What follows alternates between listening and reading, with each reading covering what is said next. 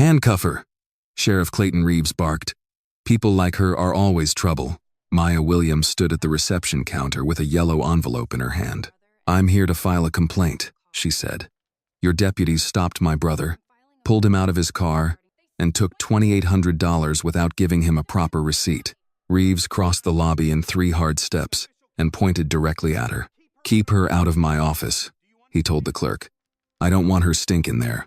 Emily Carter went still behind the counter. Sheriff, she's only submitting paperwork. Reeves did not even glance at her. I know what she's doing, he said. She comes in here with a sob story, expecting us to feel sorry for her brother because he got caught with cash in his car. He wasn't charged with anything, Maya said. Doesn't make him innocent. It means your office has questions to answer. Reeves gave a sharp laugh. Questions? Half the inmates in this county jail are black. That's not because my deputies are asking questions. It's because some people spend their whole lives breaking rules, then crying racism when consequences finally show up. The lobby fell quiet. An elderly man sitting near the front doors lowered the magazine in his lap. A mother with a teenage son turned in her chair. One of the 2 local reporters who had entered with Reeves slowly reached for his phone.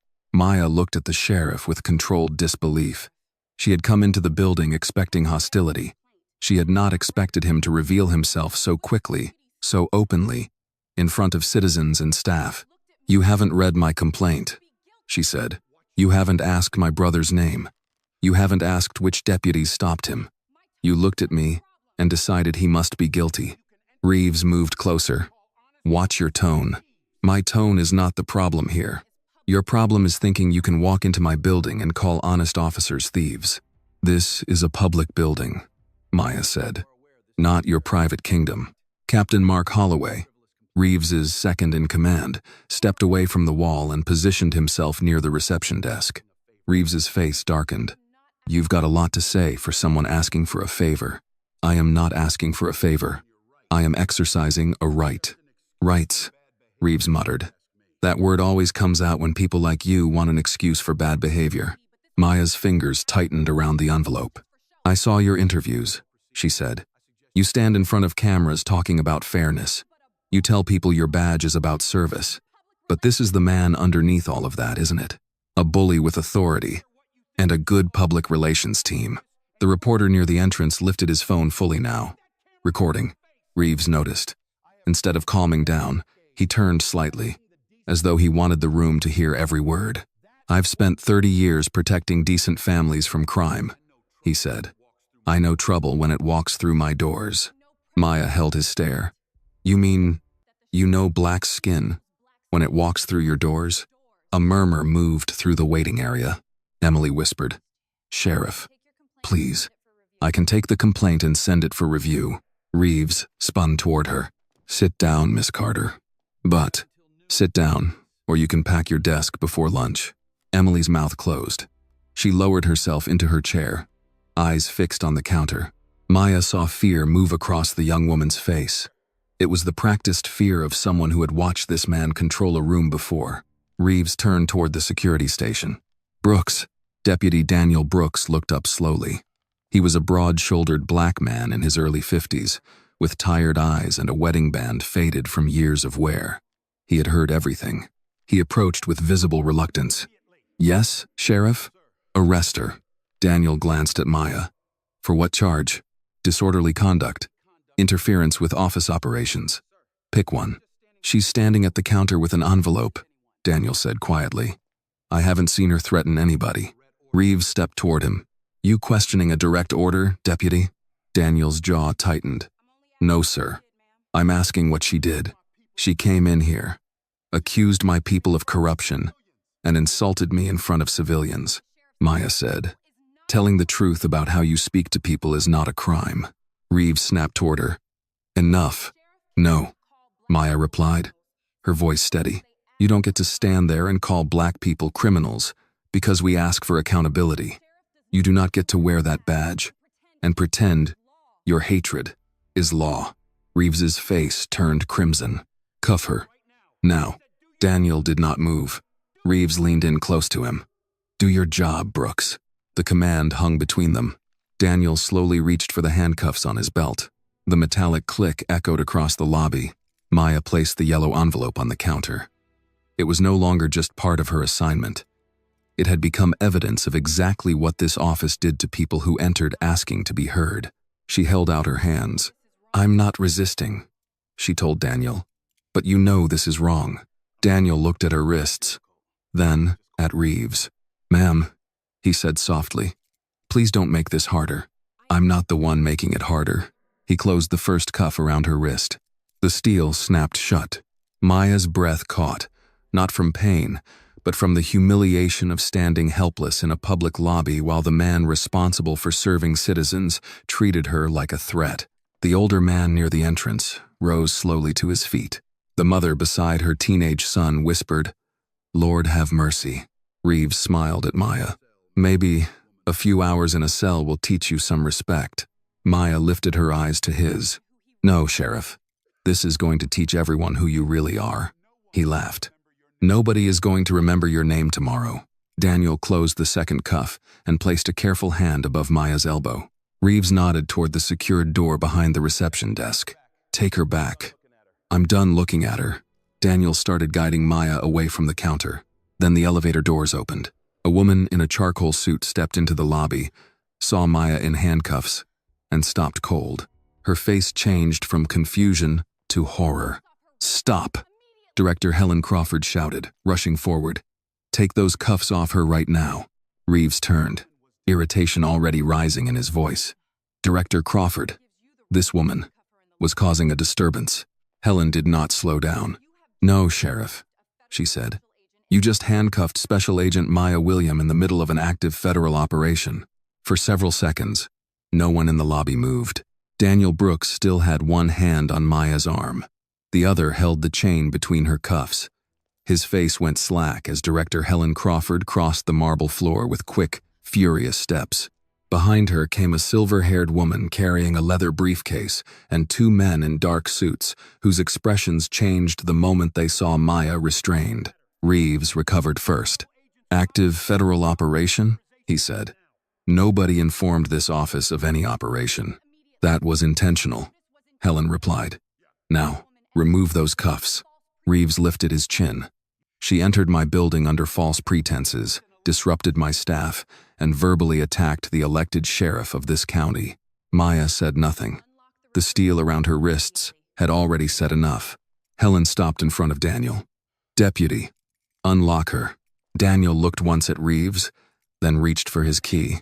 "Brooks," Reeves warned. Daniel's hand froze. Helen turned slowly toward the sheriff. "Do not make this worse than it already is." Reeves gave a humorless laugh. "I upheld security procedure. I am not apologizing because someone in Washington decided to send a woman into my office pretending to be a victim." The word struck the lobby with a fresh ugliness. Maya finally spoke. "Pretending." Reeves looked at her as though he had forgotten she could answer back. "You did not know who I was," Maya said. Her voice was quiet, but every person in the room heard it. "You did not know whether my complaint was real. You did not ask for identification, a case number, or the names of the deputies involved. You saw a black woman asking to be heard, and you decided that made me dangerous. That is not what happened." "It is exactly what happened." Helen held out her hand to Daniel. "The key, deputy." Now, this time Daniel obeyed. His fingers shook as he unlocked the cuff on Maya's right wrist, then the left. The metal released with two small clicks. Red marks had already formed along her skin. "I'm sorry, ma'am," Daniel said under his breath. Maya rubbed one wrist with the other hand. "You should be. If Maya's courage touched your heart, give this video a like, and tell us in the comments where you're watching from your city or state, because someone closer than you think may be watching this story right alongside you." The words were not cruel. That made Daniel lower his eyes even faster. Emily stood behind the desk with both hands pressed against its edge. "Agent William, I didn't know." Maya glanced toward her. "You were taking my complaint until he stopped you." Emily swallowed and nodded, her cheeks burning. The reporter near the front doors kept recording. Reeves noticed him and abruptly changed his tone. "Let's be clear," he announced, turning slightly toward the camera. This office received no notice that a federal operative would be entering a secure law enforcement facility using a fabricated story. My personnel responded to conduct that appeared suspicious. That is all this was. The woman with the briefcase stepped forward. Laura Bennett, Assistant United States Attorney. She removed a card from her pocket but did not offer it to him. Sheriff, you may want to stop making public statements before you understand your exposure. Reeves's jaw tightened. Are you threatening me? No, Laura said. I'm advising you. There is a difference. Helen picked up the yellow envelope Maya had left on the counter. It looked small in her hand, almost harmless. But Maya knew what it represented now. Reeves had not merely disrupted an operation. He had revealed the precise behavior the operation had been designed to uncover. Helen turned to Maya. Can you walk? Maya almost laughed at the question. He handcuffed me, Director. He didn't break me. A murmur moved through the lobby. Reeves heard it and stiffened. Everyone back to work, he ordered. This is finished. No, Maya said. It isn't. Reeves faced her again. She stepped away from Daniel, her wrists free now, and moved to the center of the lobby. Her yellow envelope was still in Helen's hand. The bronze words on the wall shone behind Reeves, as if they belonged to a different building than the one she had just experienced. I read your profile in the county paper, Maya said. You said every person who walked through these doors would be treated with respect. I will not be lectured in my own headquarters. This is not your headquarters. It belongs to the citizens you swore to serve. His nostrils flared. You came here to trap me. I came here to submit a complaint about a brother who does not exist. Maya met his stare. The complaint was part of an authorized operation. Your behavior was not. No one put those words in your mouth. No one forced you to order cuffs on a woman standing at a public counter with paperwork in her hand. The older man in the veteran's cap spoke from near the entrance, his voice rough with age. She's right, Sheriff. We all heard you. Reeves turned toward him in disbelief. Stay out of this, Mr. Harris. I voted for you twice, the man said. Maybe that gives me a right to hear what kind of man I voted for. For the first time, something uncertain crossed Reeves's face. Not remorse. Calculation. The room he had expected to control was beginning to remember what it had witnessed. Captain Holloway stepped beside him. Sheriff, we should take this upstairs. Reeves nodded once, grateful for an escape he could make look like command. Fine. Director Crawford, since your agency has chosen to compromise this office, we can discuss it privately. Helen did not move. We will discuss it privately, she said. But understand something before we leave this lobby. Special Agent William was here under federal authorization as part of an inquiry into citizen complaints against your department. Within minutes, you gave us a first-hand demonstration of exactly why those complaints matter. Reeves's face lost color. Emily made a small, involuntary sound behind the desk. Maya watched Holloway's hand slide into his pocket and close around his phone. He looked less surprised than he should have. He looked like a man already deciding what needed to disappear before anyone could ask for it. She leaned toward Helen. Director, we need preservation orders issued now. Lobby cameras, intake logs, complaint records, body cam files, all of it. Laura was already opening her briefcase. I can start the paperwork from the conference room. Reeves barked a laugh that came out too sharp. You think you can walk in here and seize my records because of one misunderstanding? Maya looked down at the fading red marks around her wrists, then back at him. A misunderstanding is calling someone by the wrong name, she said. What happened here was a choice. Helen gestured toward the elevators. Conference room. Now. As Maya followed her, the waiting citizens silently moved aside. No one looked at Maya, as though she were the problem anymore. Just before the elevator doors closed, Maya glanced back. Reeves was standing beneath his framed photograph, surrounded by witnesses and phones, his badge still shining on his chest. But his eyes were no longer fixed on her. They were fixed on the security cameras above the lobby. The elevator doors closed before Reeves could say another word. For the first few floors, no one spoke. Maya stood between Helen Crawford and Laura Bennett, her hands loosely clasped in front of her. The red circles around her wrists looked brighter beneath the elevator's white lighting. Helen noticed them again. We need photographs of those marks. Maya kept her eyes on the changing floor numbers.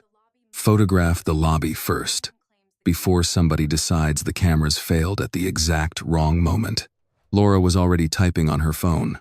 Preservation request is going out now. Security footage, intake records, internal communications, officer body cams, access logs. Anything touched after this minute creates another problem for Reeves. Assuming he still cares about creating problems, Maya said. The elevator stopped on the 3rd floor. Helen led them into a small conference room with a long table, a wall-mounted monitor, and a coffee maker sitting beside a tray of powdered creamer. Through the narrow window in the door, Maya could see 2 deputies moving quickly down the hall. Word was already spreading. Laura closed the blinds.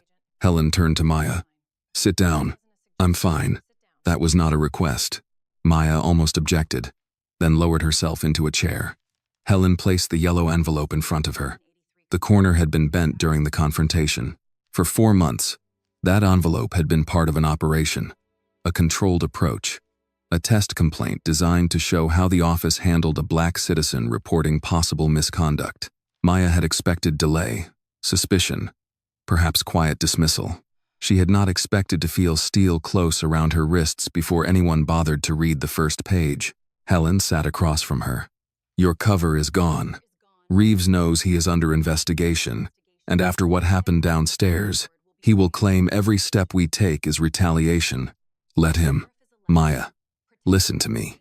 He is an elected sheriff with 3 terms behind him, donors, local media, church leaders, and half this county convinced he personally keeps their grandchildren safe. Men like Reeves do not fall quietly because they behaved badly in public.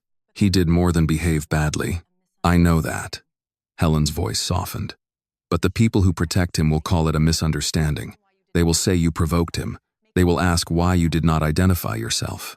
They will make your restraint look deceptive, and his cruelty look cautious." Maya glanced at her wrists. "He didn't know. I was federal law enforcement. That is exactly why this matters," Laura said. Maya looked at her. Laura had removed her coat and placed her briefcase on the table. She was calm in the way experienced prosecutors were calm, as if anger had to wait until every page was signed and every file was secure. "He believed you were an ordinary woman with no power in that building," Laura continued. "What he did under that belief is evidence of character, pattern, and possible policy. But Helen is right.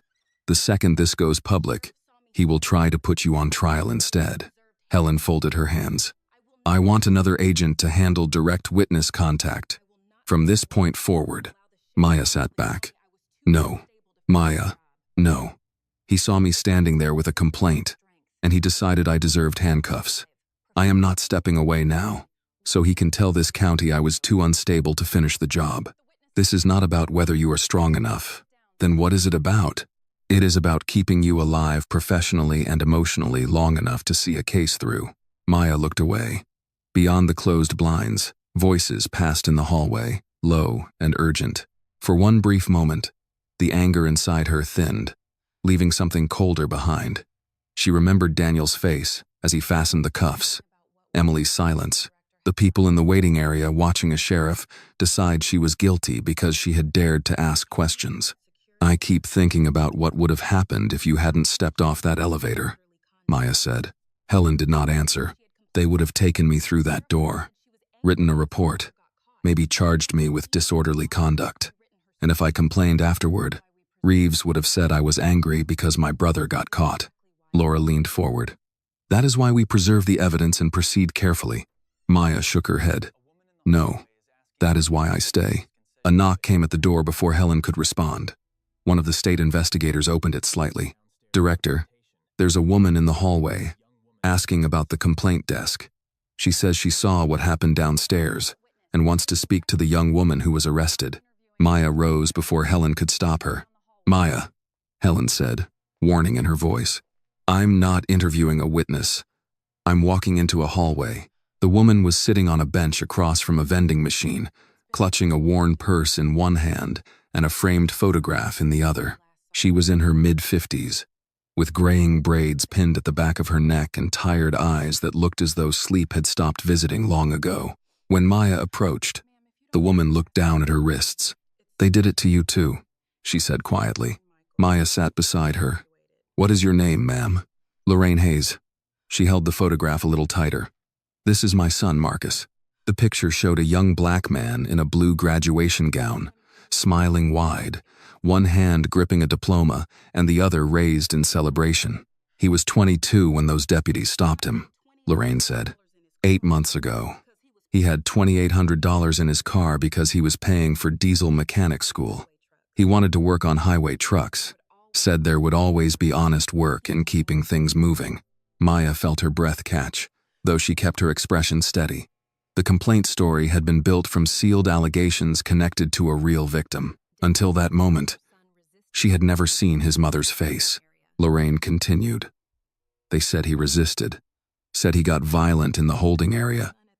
By the time they let me see him at the hospital, he had swelling on his brain. My boy can barely speak now. Some mornings he knows me right away. Some mornings he looks at me like he is trying to come home from somewhere very far away." Maya lowered her eyes to the photograph. "I'm sorry," she said. "I did not come here for sorry." Lorraine's voice was not harsh, only exhausted. "I came every week asking to see the camera footage. Every week they tell me it was damaged, misplaced, under review. Sheriff Reeves looked me in the face and said my boy brought his suffering on himself." Her gaze returned to the marks on Maya's wrists. "Today, someone ran into that lobby to save you," Lorraine said. "When they took my boy behind those doors, nobody came running." The words reached somewhere deeper than Maya expected. For a moment, she could not answer.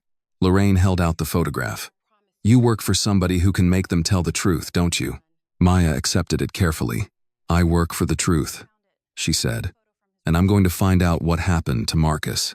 Lorraine nodded once, as if she had learned not to trust promises until they survived the daylight. Maya returned to the conference room with Marcus's photograph in her hand. Helen and Laura both looked up. Maya placed the photograph on the table beside the yellow envelope. "I'm staying on the case," she said. "Not because of what Reeves did to me, because of what he did when no one powerful was in the room." Downstairs, in the office beneath his framed commendations, Sheriff Reeves closed the door behind Captain Holloway and reached for the phone. "By tomorrow morning," he said, "she will not be the victim in this story." Sheriff Clayton Reeves did not sit down when he entered his office. He remained standing behind his desk, staring through the glass panel in the door until he saw Maya disappear into the elevator with Helen Crawford and the federal attorney. Captain Mark Holloway shut the door behind them. "What the hell was that?" Reeves demanded. Holloway loosened his collar. "A federal operation, apparently. Don't be smart with me, Mark." "I'm not. I'm telling you we have a problem." Reeves turned from the door, his face still flushed from the lobby confrontation. Framed photographs lined the wall behind him, Reeves shaking hands with the governor. Reeves placing a wreath at a fallen officer memorial. Reeves smiling beside local pastors at a community breakfast. Every photograph told the same story. Sheriff Clayton Reeves, defender of Jefferson County. He pointed toward the hallway. "That woman came in here under a lie. She set me up." Holloway said nothing. "She stood in my lobby, pretending to be some helpless sister with a sob story. And now they want to make me look like a racist because I maintained order." "She was calm," Holloway said carefully. Reeves spun around. "Whose side are you on?" "Yours. That's why I'm saying we need to be careful. There were witnesses. At least one reporter was recording." Reeves walked to his desk and snatched up the phone. "Get Collins from communications in here. And tell security I want every second of lobby footage on my desk before the feds touch it." Holloway hesitated. "Crawford may already have issued a preservation order. Then we preserve it," Reeves said. "We preserve what actually matters." 15 minutes later, Travis Collins, the county public information officer, sat stiffly in a chair across from Reeves's desk. He was a nervous man in his 40s who had built Reeves's public image one press release at a time. His laptop was open, but his hands were not yet touching the keyboard. Reeves paced in front of the window. "Here is what happened," he said. "A federal agent entered this office using a fabricated personal complaint. She refused to identify herself. She became confrontational when questioned. My deputies responded according to normal security procedure. Collins cleared his throat. "Sheriff, if there is video with audio, there is always context in video," Reeves said. "People hear what they are told to listen for." Holloway placed a thumb drive on the desk. Security sent over the lobby feed. Collins inserted it into his laptop. The three men watched Maya walk to the front desk. The recording caught her handing over the envelope. It caught Reeves approaching. It caught every word he had said. For the first time since leaving the lobby, Reeves went completely silent. On the laptop speaker, his own voice rang out. "I don't want her stink in there." Collins looked down. The video continued. His remarks about black inmates. His order to arrest Maya. Her calm refusal to be intimidated. Daniel's hesitation. Helen running into the lobby. Reeves slapped the laptop shut. "That clip does not leave this room." Collins swallowed. "Sir, the federal government may demand the original. Then they can receive the original when counsel says they receive it. Until then, we put out our statement first." Holloway folded his arms. "What about the reporters who saw it? We give them the official explanation before they decide what they saw." Reeves leaned over the desk, his voice lower now. "Cut a short version from the security feed. No audio. Start with her at the counter arguing. End when Brooks moves her away. The public does not need every heated word from a security incident." Collins looked horrified. "That could be seen as misleading. It is called protecting an ongoing investigation. Federal investigation," Collins said quietly. Reeves fixed his eyes on him. "You have worked for this county for 12 years, Travis. Your pension, your mortgage, your daughter's college bills. All of it depends on this administration staying stable. Do not suddenly grow delicate on me." Collins opened the laptop again. His fingers rested above the trackpad. "Draft the statement," Reeves ordered. By 7 the next morning, a line of cameras had formed outside the sheriff's office. The air was cold, and steam rose from paper coffee cups in the hands of reporters waiting near the curb. Reeves stepped up to a portable podium beneath the county seal, immaculate in his uniform, an American flag pin gleaming at his collar. "Yesterday," he began, "an individual entered the Jefferson County Sheriff's Office under false pretenses. She presented a fabricated family complaint and failed to identify herself as a federal agent conducting an undercover operation." A reporter raised her hand. "Sheriff, were you aware she was a federal agent when you ordered her handcuffed?" "Of course not. Had she identified herself properly, the situation would have been handled differently." "So you acknowledge you ordered her detained?" "I acknowledge my deputy followed standard safety protocol after an unidentified person became disruptive inside a law enforcement facility." Behind the podium, Holloway handed copies of the edited silent video to local news crews. Reeves continued, "I will not apologize for protecting my staff in this community. No office should be subjected to political theater designed to provoke honest officers and manufacture claims of misconduct." Across town, Maya sat at the edge of the bed in a small hotel room with the television on mute. Marcus Hayes's graduation photograph rested beside the yellow envelope on the desk. The local anchor played the edited lobby footage. Without sound, without Reeves's words, Maya looked like a tense woman confronting officials until a deputy stepped in. Her phone rang. Laura Bennett's name appeared on the screen. "He moved fast," Maya said when she answered. "Faster than we expected," Laura replied. "He's framing the operation as entrapment. Helen is pushing back officially. But you need to understand something. Anyone inside that office who speaks to us now may be risking their job." Maya watched Reeves on the screen, his face solemn as he shook hands with a retired officer after the press conference. "He's counting on that." "Yes." Maya picked up the photograph of Marcus. His smile looked young and hopeful, untouched by the building where his life had changed. "Then we make sure nobody takes that risk for nothing." Her second phone vibrated on the nightstand. It was the number connected to the complaint cover, a line only someone who had seen the yellow envelope would know. Maya opened the message. "My name is Emily Carter. I was at the front desk yesterday. I know where complaints go to disappear." Maya read Emily's message twice before replying. "Can you meet somewhere away from the office?" The answer came less than a minute later. "New Hope Baptist Church. Rear parking lot. 5:30. I'll be in a blue Honda. Please come alone." Maya looked at the television again. Sheriff Reeves was still on the screen. speaking without sound beneath a banner that read, Sheriff defends office after federal agent incident. He had already given the county a version of her before she had been allowed to tell the truth. At 5:25, Maya pulled into the rear parking lot of New Hope Baptist Church in a rented gray sedan. The church was a low brick building with white doors and a sign near the sidewalk announcing a Wednesday community supper. Chicken casserole, green beans, coffee and fellowship, all welcome. Cars came and went near the side entrance. Older women carried foil-covered dishes inside. A man in work boots helped unload folding chairs from the bed of a pickup truck. Ordinary people, moving through an ordinary evening, unaware that a young woman parked near the far fence was preparing to risk her livelihood over what she had seen inside the sheriff's office. Maya spotted the blue Honda beneath a maple tree whose leaves had begun turning orange. Emily Carter sat behind the wheel, clutching the strap of a canvas lunch bag. When Maya approached, Emily quickly stepped out of the car. She wore the same soft gray cardigan she had worn at the reception desk, though tonight it was buttoned unevenly, as if she had dressed in a hurry. Agent William, Maya is fine right now. Emily managed a nervous nod.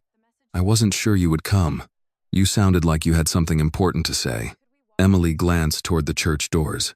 Could we walk? I don't want to sit in my car looking like I'm waiting for someone. They moved slowly along the edge of the parking lot, staying away from the families entering the fellowship hall. Maya did not take out a recorder. Not yet. Emily was frightened enough already. What did you mean when you said you know where complaints disappear? Maya asked. Emily breathed in carefully. I've worked intake and records for 3 years. Most days, it's permits, lost property reports, people complaining about noise or trespassing. But when someone files a complaint against a deputy, especially a use of force complaint, it goes into a separate review queue. Managed by whom? Captain Holloway. Technically, internal standards handles it, but nothing moves without his approval. And the complaints vanish? Not all of them. Emily tucked her hair behind one ear. The ones that could hurt the office do. Maya waited. Emily looked down at the pavement. At first, I thought the system was just slow. Sheriff Reeves is popular. Everybody says he runs a tight department. People from church praise him. My own father voted for him. So when complaints got closed quickly, I told myself maybe the people filing them had left things out. What changed? Mrs. Hayes. The name sharpened Maya's attention. Emily's voice grew quieter. She came in every week after her son was hurt. Always polite. Always carrying that graduation picture. She never shouted. Never made threats. She would stand at my desk and ask whether anyone had found the video from the night Marcus was arrested. And what were you told to say? That the file was corrupted and the case was still under administrative review. Emily swallowed. After the 4th visit, I looked it up myself. I should not have, but I did. What did you find? Emily opened her lunch bag and removed a plain manila folder. She held it close to her body instead of handing it over immediately. There was a video file attached to Marcus Hayes' detention record the morning after he was injured. A full body cam upload. I could see the file name, upload time, and the officer identification number. Who uploaded it? Deputy Brooks. Daniel. Maya kept her reaction controlled. What happened to the file? 3 hours later, Captain Holloway accessed the case. The original video disappeared. A new entry replaced it. Marked corrupted media. No usable footage recovered. Do you have proof of that? Emily handed her the folder. Inside were printed access logs, screen captures, and a list of complaint file numbers. Maya stepped beneath a parking lot lamp and began reading. Marcus Hayes' file was there.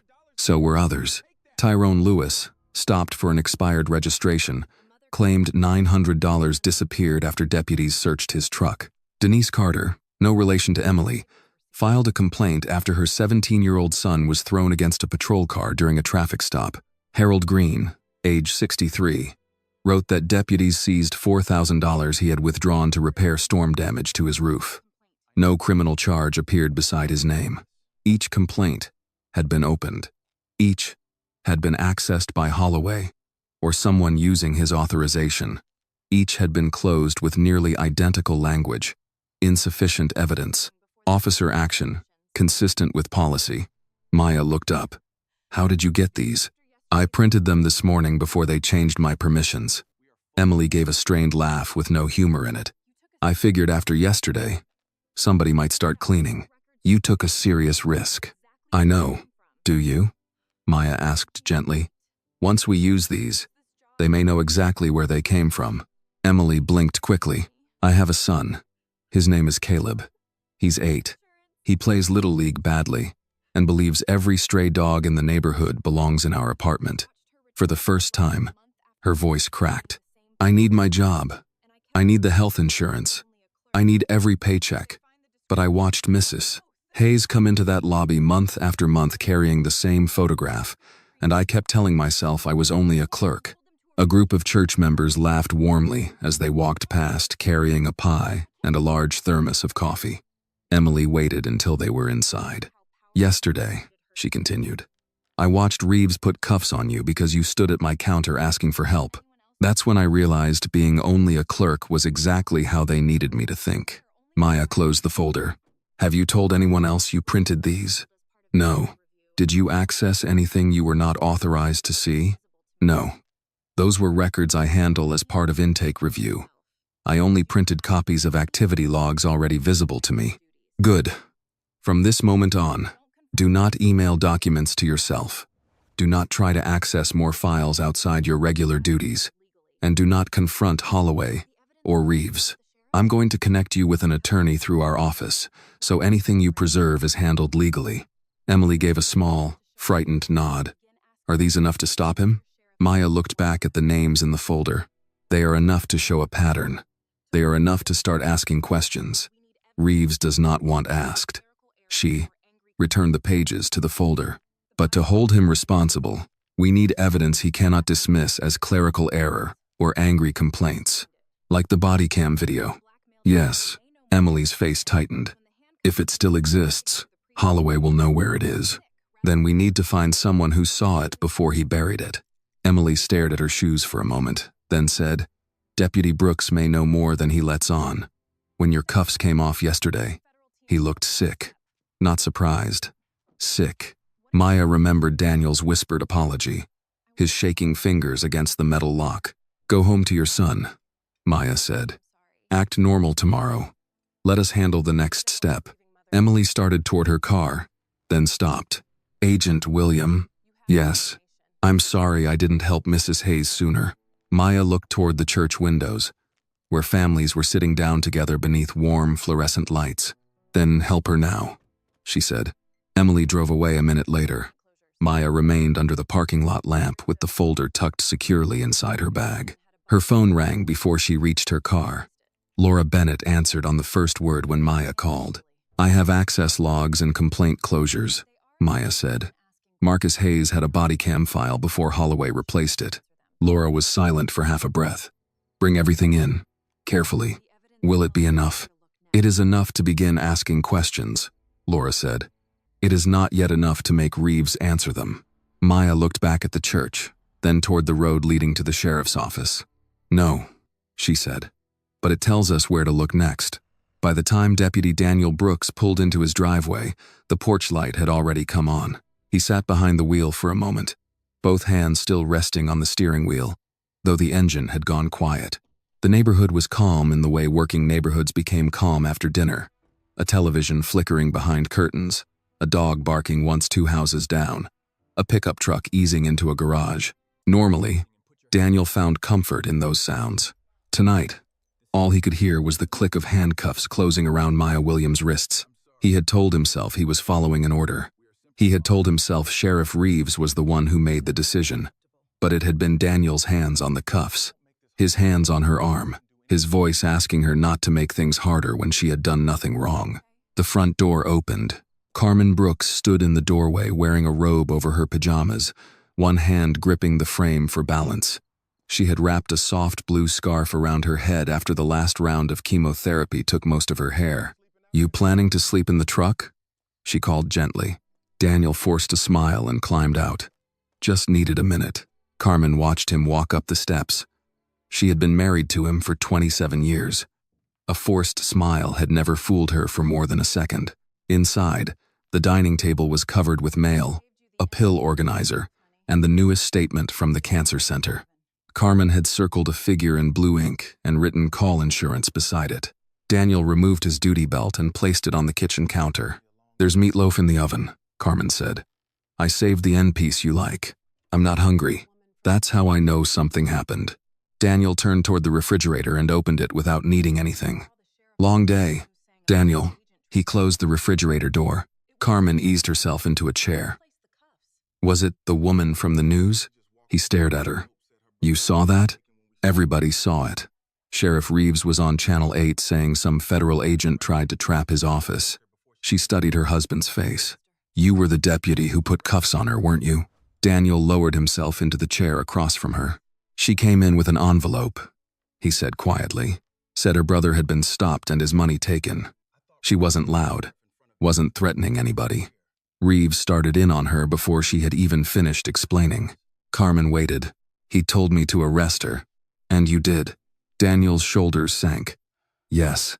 Carmen looked down at the medical bill between them. She did not speak for several seconds. "I thought if I refused in front of everyone, I'd be finished," Daniel said. "I thought about your appointments, the insurance, the house." Carmen reached across the table and touched his hand. Her fingers were thin now, but their grip was still familiar. "I understand being scared," she said. "I do not want you pretending you were not." Daniel looked away. The next morning, Sheriff Reeves's assistant called Daniel before he had finished his first cup of station coffee. "The sheriff wants you in his office, now." Reeves was seated behind his desk when Daniel arrived. Captain Holloway stood by the window with his arms folded.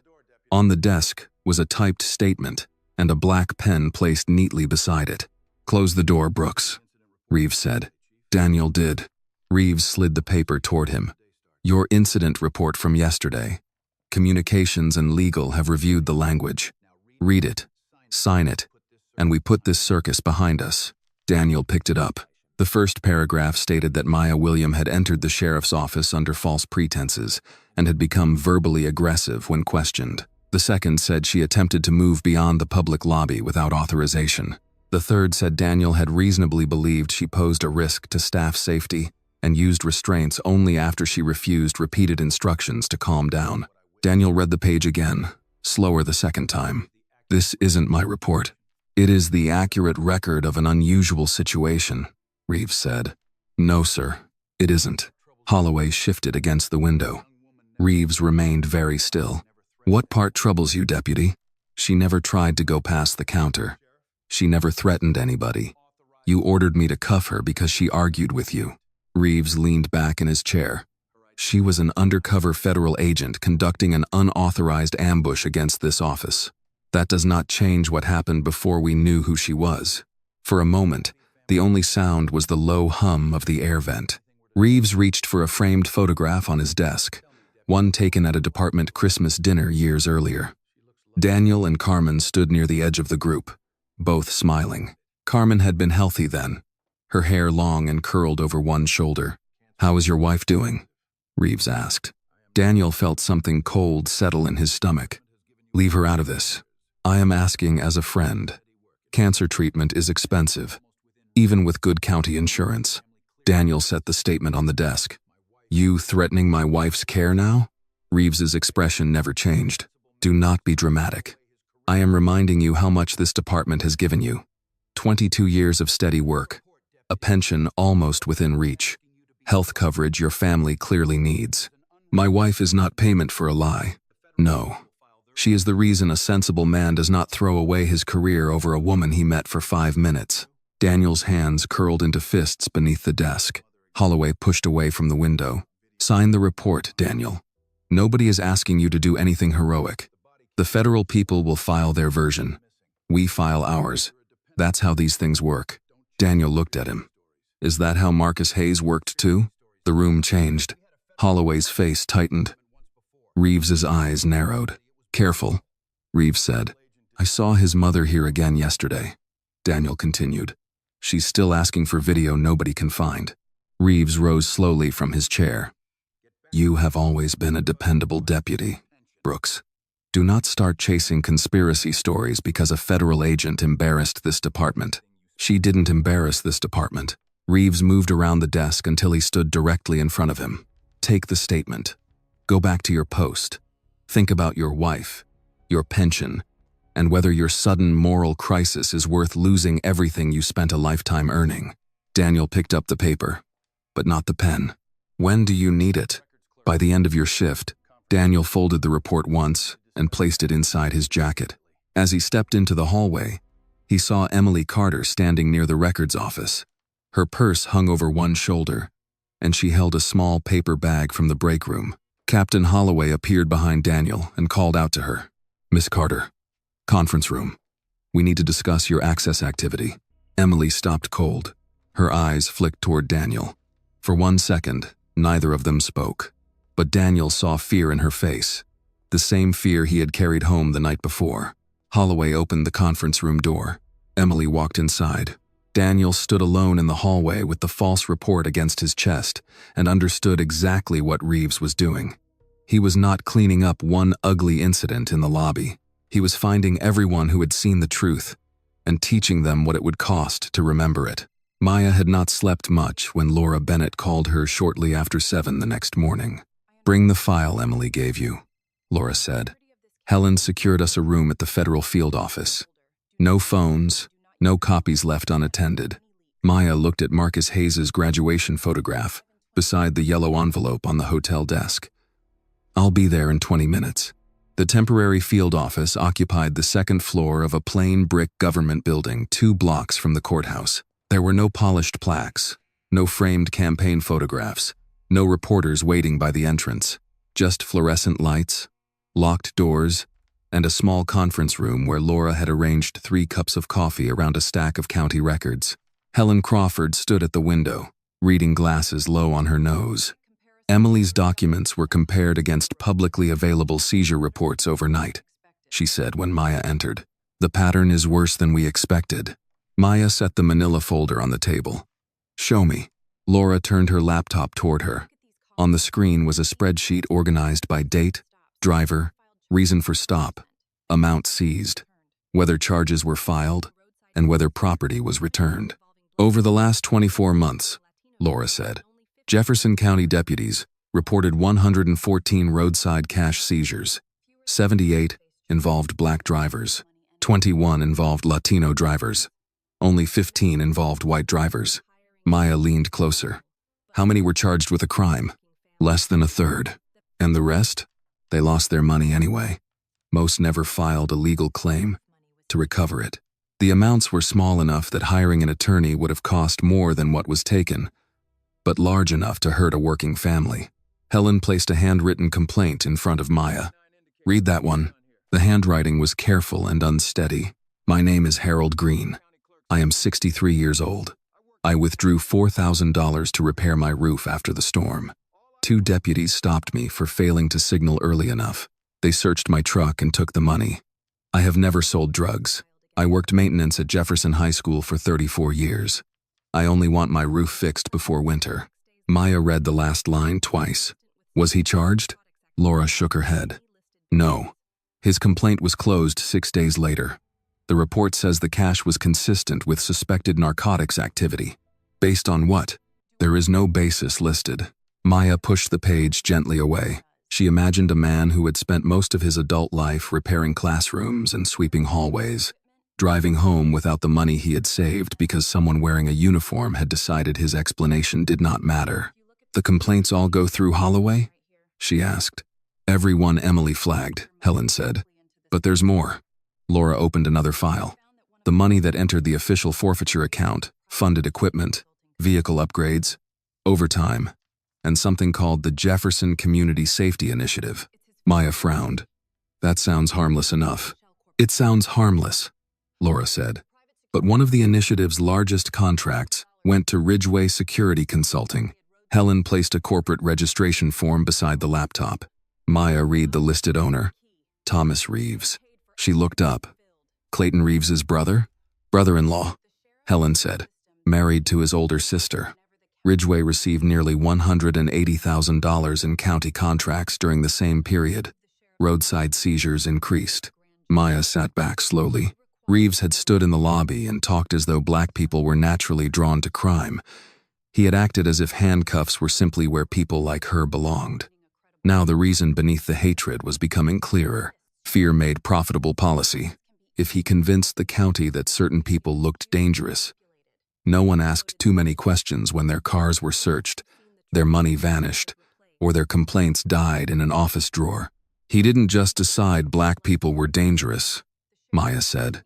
He built a system that paid him whenever the county believed they were. Laura nodded. That is the theory. But a theory will not take his badge or put him before a grand jury. We need a direct link. We need proof he knew complaints were false, evidence was altered, or money was being redirected for his benefit. Marcus Hayes, Maya said. Helen turned from the window. Marcus may give us the civil rights case, but only if we recover the footage or find a credible witness to what happened after he was brought in.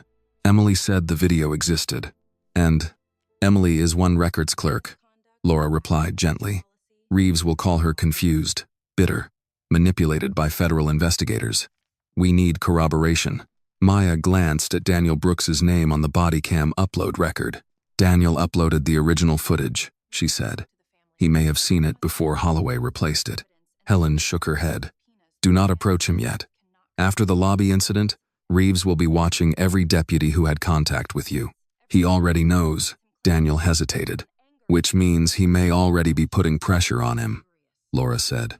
Maya thought of Daniel's face when he closed the cuff around her wrist. The apology he had spoken so quietly no one else could hear it. He had known the order was wrong. The question was whether that knowledge would be stronger than whatever Reeves used to keep him obedient. Laura slid another group of reports across the table. These are vehicle stops along Route 61, the same corridor used in the Marcus complaint. Young men stopped for broken lights, lane changes, failure to signal. Mothers stopped returning from work. An older couple stopped after leaving a casino with their weekend winnings.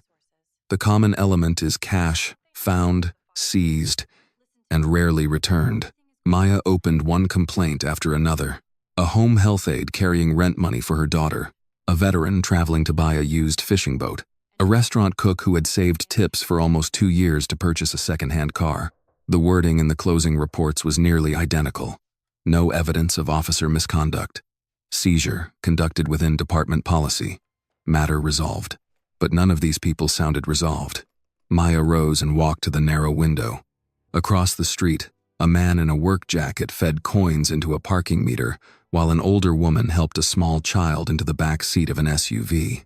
Lives measured in groceries, insurance copays, mortgage payments, school clothes, roof repairs, lives that could be thrown into crisis by one traffic stop and one officer who knew the complaint system would protect him. We need to talk to the families, Maya said. Laura answered carefully. Eventually. First we secure what Emily has, then we seek warrants or subpoenas through channels Reeves cannot control. Maya turned back. Every hour we proceed carefully gives him an hour to erase something, and every step we take carelessly gives him a reason to claim this case was built on anger instead of evidence. Helen's tone was firm, but not unkind. Maya, he wants you furious. A furious black federal agent makes a convenient villain for the story he is selling. Do not give him that story. Maya looked at Marcus's file. He already wrote his story, she said. I'm trying to find the pages he tore out. Her phone vibrated on the table. The number belonged to Emily. Maya answered immediately. Emily? There was breathing on the other end, quick and shallow. They locked me out, Emily whispered. My badge won't open the records room. My computer access is gone. Captain Holloway says I'm under an internal security investigation. Laura was already reaching for a legal pad. Where are you now? Maya asked. In the women's restroom on the first floor. They told me to wait for human resources. Emily's voice broke. Agent William, I think they know I printed those files. Maya closed her eyes for a moment, then made her voice steady. Listen carefully. Do not delete anything. Do not sign anything without an attorney. Do not explain yourself to Holloway alone. We are getting counsel to you now. A sound came through the phone. A knock on a restroom door. Then Captain Holloway's voice, muffled but unmistakable. Miss Carter. "The sheriff is waiting," Emily whispered. "I have to go." The call ended. Maya stared at the silent phone. Helen reached for her coat. Laura gathered the documents into her briefcase. Maya picked up the complaint written by Harold Green, the man who had only wanted to fix his roof before winter. Reeves was no longer merely defending himself.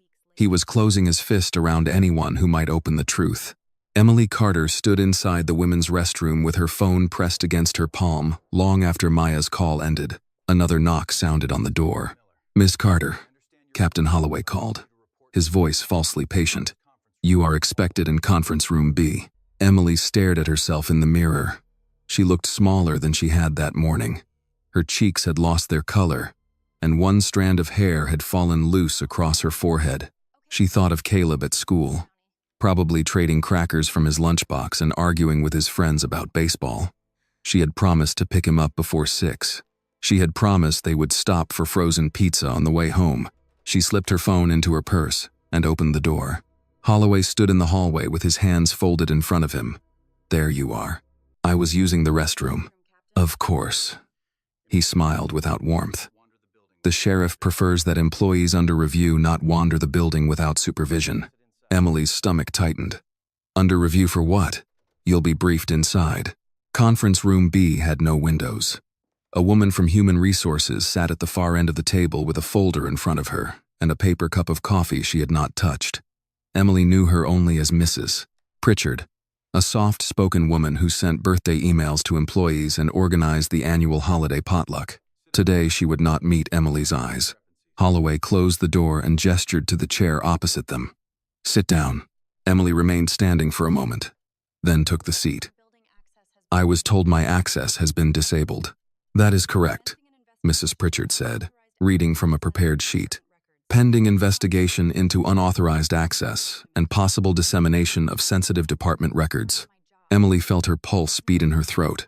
"I access complaint records as part of my job." "Not for personal reasons," Holloway said. "I didn't access anything for personal reasons." "Then perhaps you can explain why you printed files connected to current federal scrutiny of this office." Emily said nothing. Holloway leaned back. "That silence tells me more than you think. My attorney can answer questions about any documents." His smile vanished. "Your attorney?" Emily took a slow breath. Maya's instructions repeated in her mind. "Do not sign anything. Do not explain yourself to Holloway alone. I would like counsel present before I answer questions about records." Mrs. Pritchard looked uneasy. Holloway only nodded, as though Emily had confirmed something disappointing. "That is certainly your choice," he said. "Until this review is completed, you are suspended without pay, effective immediately. Your building access is revoked. You will surrender your badge, keys, and county-issued laptop before leaving." Emily stared at him. "Without pay? You are being investigated for a serious breach of trust." "I have a child," Holloway's voice lowered. "Then I would think carefully about whether you want this to become a criminal matter. Unauthorized removal of protected records can affect much more than employment. Courts do not look kindly on a parent who exposes herself to felony charges." For a second, Emily could not breathe. He had not said Caleb's name. He did not need to. Mrs. Pritchard shifted in her chair. "Captain, perhaps we should stay within the employment notice. I am explaining the seriousness of her choices." Emily forced herself to look directly at him. "Is this because I witnessed what Sheriff Reeves did to Maya William?" Holloway's expression went flat. "This is because you forgot who you work for." "No," Emily said, her voice unsteady but audible. "I think I finally remembered who this office is supposed to work for." Holloway pushed the folder across the table. "Gather your personal belongings. An officer will escort you out." Emily did not open the folder. She stood, placed her badge on the table, and left without offering either of them the satisfaction of seeing her cry. Her desk looked exactly as she had left it. A half-finished cup of coffee, a small calendar covered with reminders, and Caleb's school picture taped below the monitor. He was missing one front tooth in the photograph and grinning like the gap was a trophy. Emily found a cardboard copy paper box near the supply cabinet.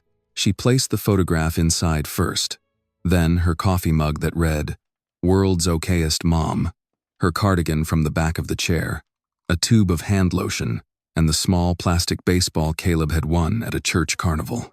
People noticed. Of course they noticed. A dispatcher walking past suddenly became interested in the papers in her hand. 2 deputies stopped talking when Emily lifted the box from her desk. Nobody asked what had happened. Near the end of the hall, Daniel Brooks stood beside the security desk, his face strained. His eyes dropped to the box in Emily's arms, then moved toward Holloway, who followed several steps behind her. Daniel stepped forward. "Emily," she tried to smile. "They said I'm a security risk." His mouth tightened. "Because of yesterday?" Holloway answered before she could. "Deputy Brooks, return to your post." Daniel did not move. "She's being escorted out for doing her job?"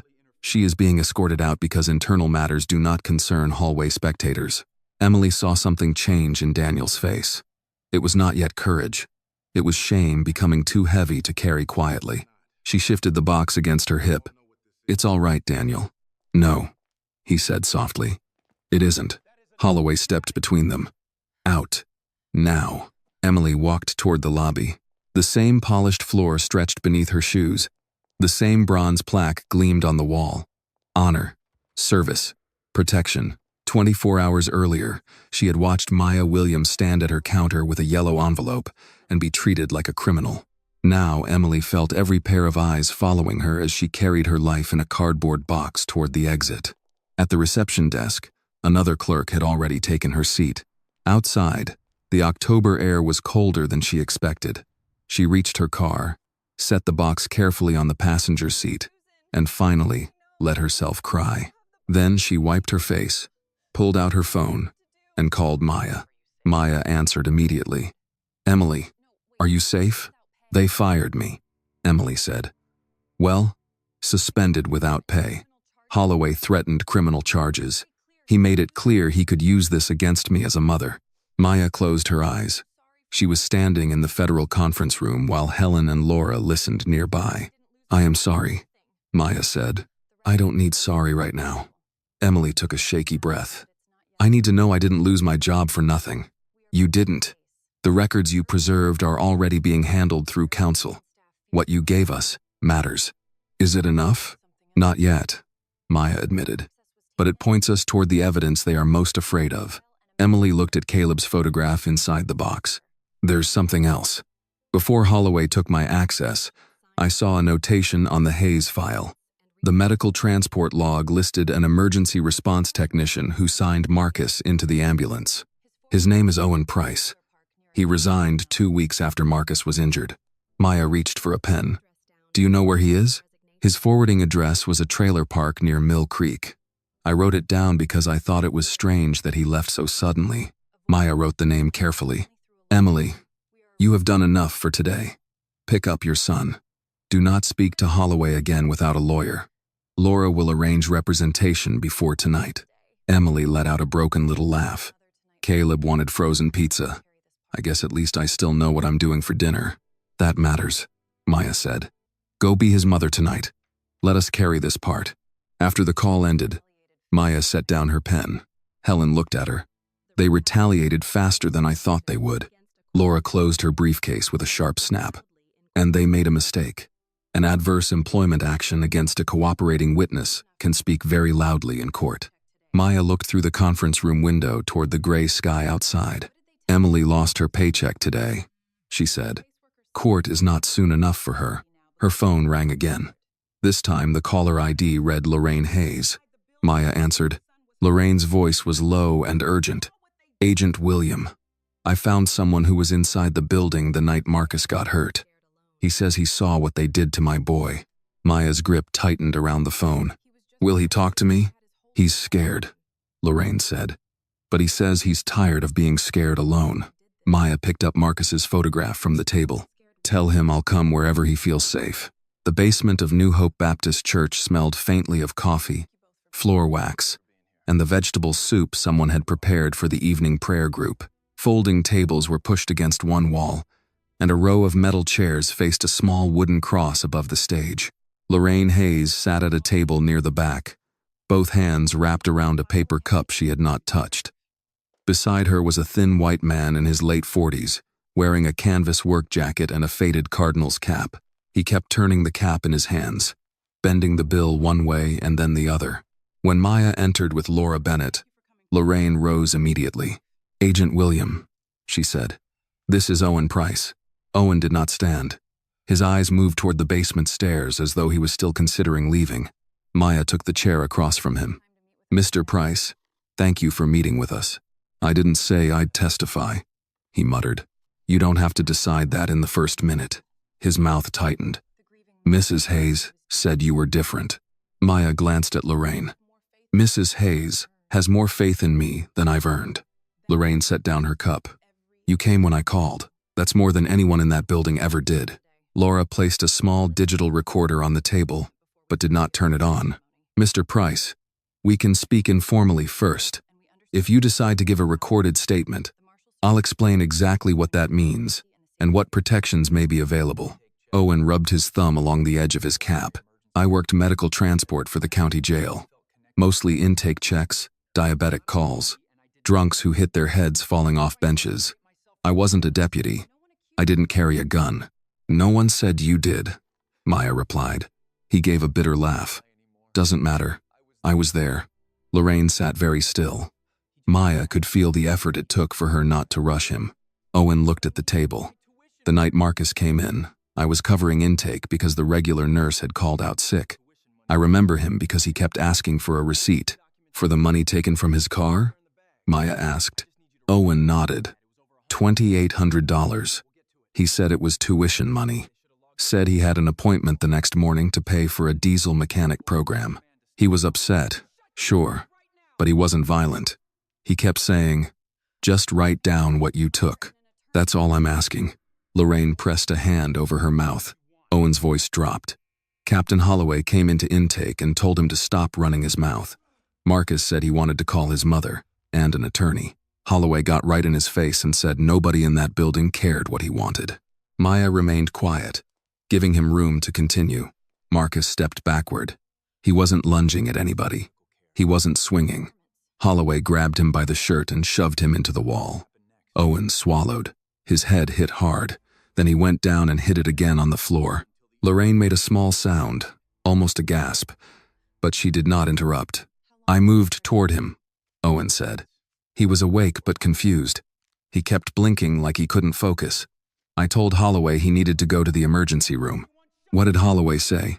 Laura asked. "He said Marcus was putting on a show." Maya felt her jaw tighten. Owen continued. A young deputy near the doorway reached for his radio. Holloway told him to put it down. Said nobody was calling an ambulance until Marcus stopped pretending to be hurt. "How long was medical care delayed?" Laura asked. "I can't say exactly. Maybe 20 minutes. Maybe longer." It felt longer. Owen's hands began shaking. Marcus started vomiting. "That was when I told them if they didn't call transport, I would. Holloway started yelling at me. And then Sheriff Reeves came in." Lorraine stared at Owen. "Reeves was there?" "Yes, ma'am." Her eyes filled with tears, but her voice remained steady. "He told me he did not hear about Marcus until the next morning." Owen finally looked at her. He lied. The basement seemed to grow quieter around them. Somewhere upstairs, a door closed, and children laughed briefly in a hallway before the sound faded. Maya leaned forward. "Tell me what Reeves did." Owen took a long breath. He looked at Marcus on the floor, then asked Holloway if the cameras were running. Holloway said the body cams had caught most of it. "Most of what?" Maya asked. "The shove. Marcus asking for medical help. All of it." Laura reached for her pen. Owen continued. "Reeves told Holloway to collect every camera from the officers in that holding area. Then he looked at me and said, Marcus had attacked an officer, hurt himself resisting, and would receive care once the scene was secured. But that wasn't what happened," Maya said. "No." His voice broke. "It wasn't." What were his exact words about the footage? Owen closed his eyes as if hearing them again. He said, "Get those cameras under control before his mother turns this into a circus.